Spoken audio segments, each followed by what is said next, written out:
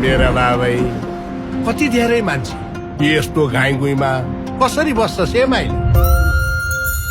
बस्दै गएपछि बानी परिहाल्छ नि बुवा। त मेरो औषधि होस् खान्छ, त मेरो छेउमा देखेपछि काल पनि डराएर भाग्छ। ए माने के त्यो गरेको रियाल झर्ला? मेरा बाको बोल्नै मिठो, सुनिराखौँ जस्तो। त्यो भर्तेको घरमा नातिले गर्दा कस्तो उज्यालो भएको। त्यसो भए त त्यसको घरमा त बत्ती नै बाल्नु पर्दैन होला नि त बा?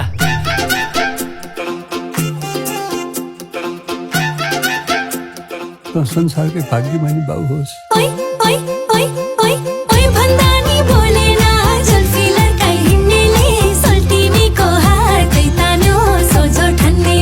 नजर जुदाई घाइते बनाई ठुङठुङ ठुङका हान्नेले दिलको भाषा बुझिन दुई चुल्ठी बान्नेले। मनमा केही खत पालेछस् कि क्या कान्छा? दुनियाँ कहाँबाट कहाँ पुगिसक्यो, ऊ चाहिँ स्वर्ग जान्छस् भन्दा गुहान नपाइएला भन्नेमा छ। तिमी त मेरो परान हो, शरीरले परान छोडेर कसरी बाँच्न सक्छ? यस्ता आदर्शको कुराले चाहिँ नि कसैको घरमा चुला बल्दैन। सन्तान भनेको बुढेसकालमा बाउ आमाको ढुकढुकी बन्ने मात्र होइन, ढुकढुकी गोन्ने पनि चाहिन्छ।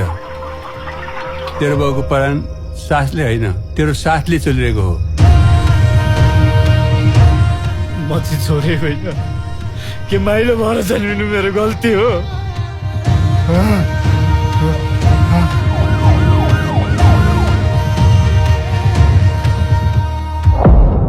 बाले हाम्रा मनका कुरा भन्दैन भने किन बुझे? हामीले चाहिँ बाले भन्दा भन्दै पनि बाका मनका कुरा बुझे। भन्दैन भने किन मनका कुरा बुझ्ने भएर त बा बनेका होला नि।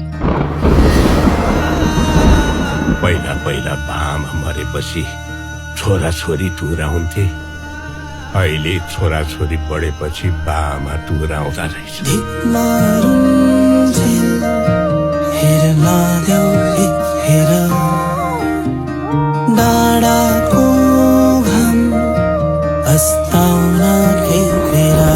बा म कान्छु।